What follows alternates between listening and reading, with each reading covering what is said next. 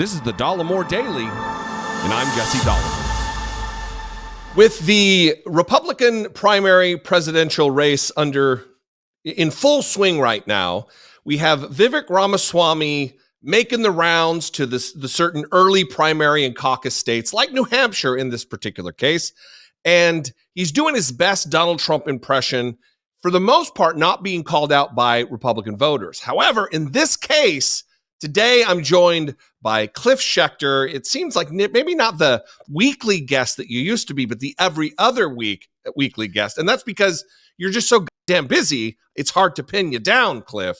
I would say that's partially true, but you're pretty freaking busy yourself there. I think getting those schedules to match is not easy. Well, I wanted to have you on today to talk about this particular clip that you brought to my attention, because not often enough, in this particular clip I'm going to play, it is right.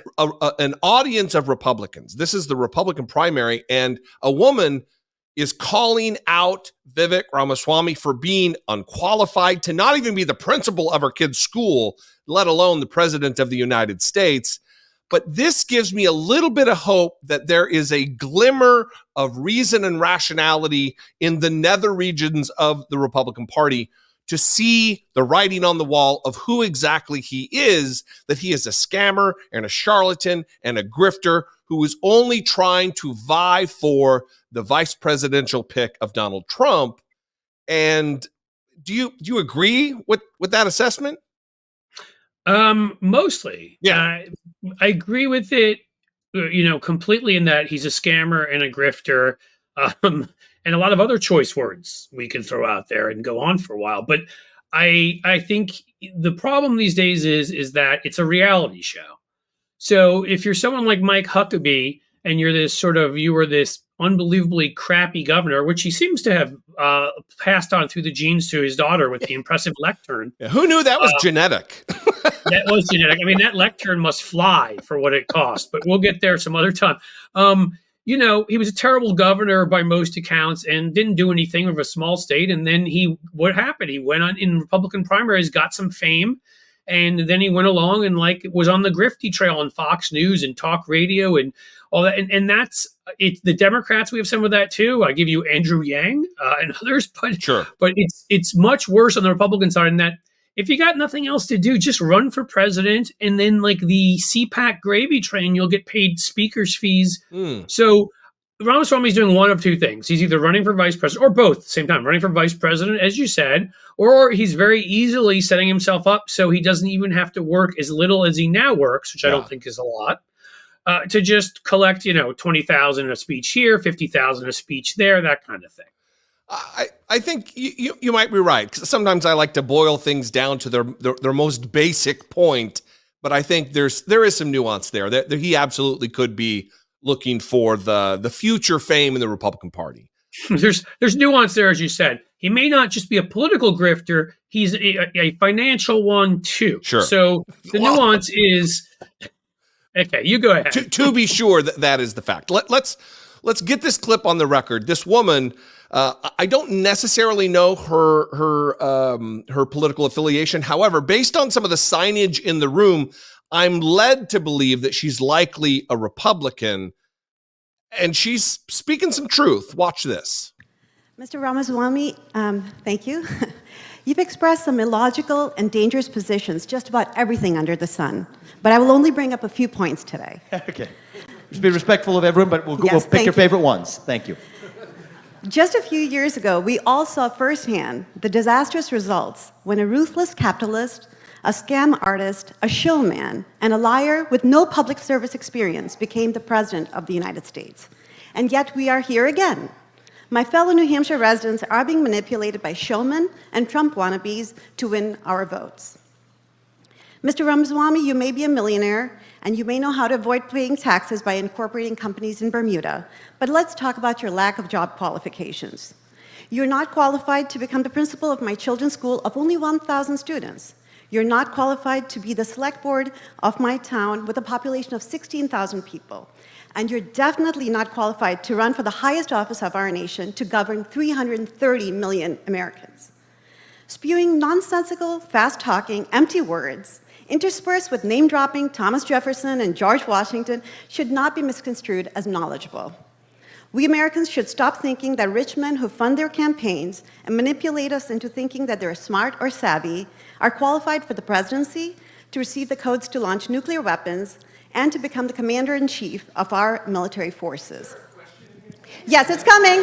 Mr. Ramaswamy, if we American voters, thank you, it's coming. We'll let her finish. We'll give her a chance to finish. Thank you. It ends with the question mark, though. Yes. Thank you. Yeah, thank you. Thank you, you will. If we American voters keep supporting self-promoting showmen who treat the US presidency or vice presidency as an entry-level position, then we, the American people, are to blame for the destruction of our democratic institutions. Please, your thoughts, Don. Thank you. Well, upon another watch of that, I think it's likely she's not a Republican. I saw the signage that was like Republican candidate forum, and for some reason I put it in my head that it was a room full of Republicans. I don't think that's the case. What do you think? I don't think so either. And I think there definitely were some others sitting there who clapped. And, I think, though, New Hampshire being one of those states that used to have a lot of moderate Republicans. I mean, you can go back to senators like Gordon Humphreys and others who are to the left of like Joe Manchin today. Yeah. There are people there that I do think probably once considered themselves Republicans when it was a big tent, when it was a tent beyond, let's say, Jim Jordan on the right and Marjorie Taylor Greene on the slightly further right. So, I mean, I don't think she's certainly not a Republican in the modern sense. But what I would say to this is what was so good about that to me, and then, kick it back your way. I mean, she was laughing and smiling the whole time. She was a happy warrior. Mm-hmm. In other words, she wasn't doing this. If she came and said, "You mother," and started going off on him, it's much less effective. I always try to teach people this when I do communications work with folks. If you can be a happy warrior, so doing it in that way and coming off as actually rather likable. I mean, the fact that she was like in a nice tone saying, "Wow, you completely suck. You're a complete charlatan. You're a moron. And, you probably also smell like elderberries."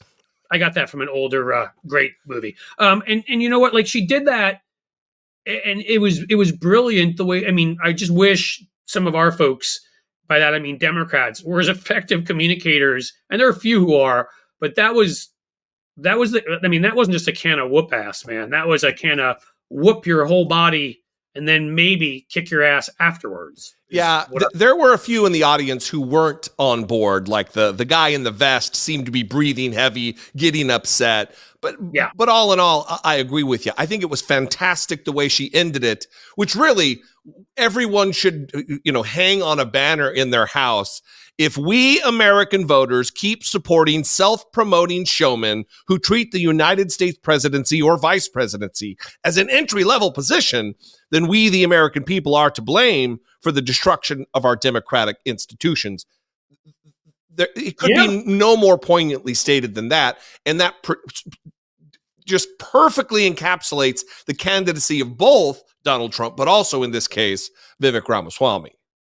Right. And, I'll look back to I was a history guy at one point, and, the founding fathers talked a lot about the having moral men, and they said men, of course, we will now say anyone in office, how important it was. I think it was this Alexander Hamilton quote that went around where he talked about the kind of person, who had public protestations of but privately was different, and that like it described Trump, right? Sure. Who was like, in their personal life was immoral, whatever. They were worried about that, but they're, and to me, we're getting this combination of people that literally, as I was saying before, they're just doing this for the notoriety, but also lack experience. And I can't sort of say enough times, being president is not a learn on the job kind of thing. It is not a, oh yeah, sure, I can do that. And I mean, we've been heading in this direction and for a while. George W. Bush was a one-term governor, basically, of the weakest, and Texas has the weakest governorship in the country. The lieutenant governor does everything. Even Barack Obama, he turned out great, but he didn't have a hell of a lot of experience when we put him there. Like, we do keep doing this and forgetting. I've got cats walking behind me, I see. So hopefully everybody appreciates that. Kitty. Right? And so Hello, Kitty. And on our side, I mean, I mentioned Andrew Yang before. I'm not just saying because he's run off as an independent and proven he's a grifter now and just is raising money. But like the Forward Party, Marianne Williamson, and like these people. I'm sorry, like run for state house or state rep first, or I mean, I do find this to be a distasteful after effect or byproduct of Donald Trump having run for president, because people have just been bamboozled into the idea that anybody can be president, that it doesn't take anything at all. And just because the world didn't destroy itself while Donald Trump was president doesn't mean it's not it's an impossible job. Right. Our founders, if you want to talk about the founders, they didn't, like even George Washington or John Adams when he ran, or Thomas Jefferson who followed, they didn't put themselves up to run for president of the United States because it appeared to them to be distasteful. If someone claimed that they had what it took to do this impossible job, that was someone who didn't have the qualities to be president. And here we are now. You just named a few of people who are just arrogant enough to say that they can do the job, having no experience whatsoever. It's dangerous. And here we are with a whole crop of individuals who have no experience but claim they can do this impossible task. Exactly. And you've got a lot of that on the Republican side. I mean, it's such a sort of sliding scale downward that, when we get Vivek Ramaswamy with zero experience, then you get somebody who's like a one-term governor or two. I mean, I don't even know the North Dakota governor who's running. I think he's been in for like 2 years or something. Yeah. Maybe I'm wrong because I don't also watch, when you're the governor of one of the least populated states in the union, you just don't have the experience. There's nobody there, and I don't watch TV shows about cows. I'm kidding, North Dakota, you're awesome. But I mean, that's another thing. Like, you're from one of the least populated states. You probably should do some other stuff first, because again, and so you get both. But I mean, I don't want to take away from the humor. But we're both being serious. But I'd like to come on the show and laugh with you. And I want to take over the humor of the fact that Vivek Ramaswamy, if they'd gotten up close, you would have seen this vein in his forehead bulging.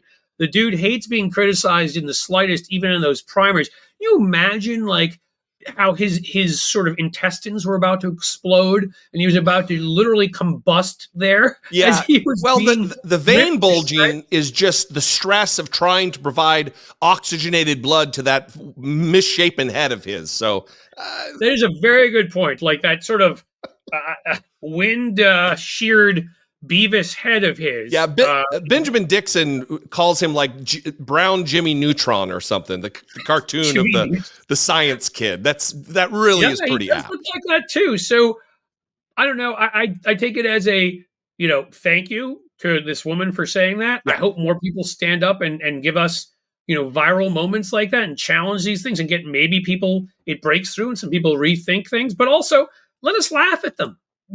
Please mock away at any of these guys in any way you can, because the Republican Party, as we're seeing today with the Jim Jordan vote and everything else, is I mean, I think calling it a shit show would be an insult to shows that only have shit. Yeah. It is well beyond that level at this point. And so, listen, everybody. You couldn't have said it any more purely or classily. So we will leave it there on the shit show note. Tell the audience. I would encourage everybody to follow you wherever you can be found. Tell them where that is. So if you want to find the class that clearly that is me, that I have, you can find me at C Schecter on the YouTube machine. I do this kind of thing, obviously not as well as Jesse, because there's only one. There can only be one, as they say. But I'm there, and then I'm still on Twitter, not as much, at Cliff Schecter, but I'd say find me so we fight the bad people, and at Cliff D. Schecter, because I have to be an asshole and make everything different on Threads, and those are probably the best spots. But YouTube's the best. So. Well, we appreciate your learned contribution to this conversation, Cliff. I would encourage everybody to go find you, and we collectively will see you next time, everybody. Be genuine and take care of one another.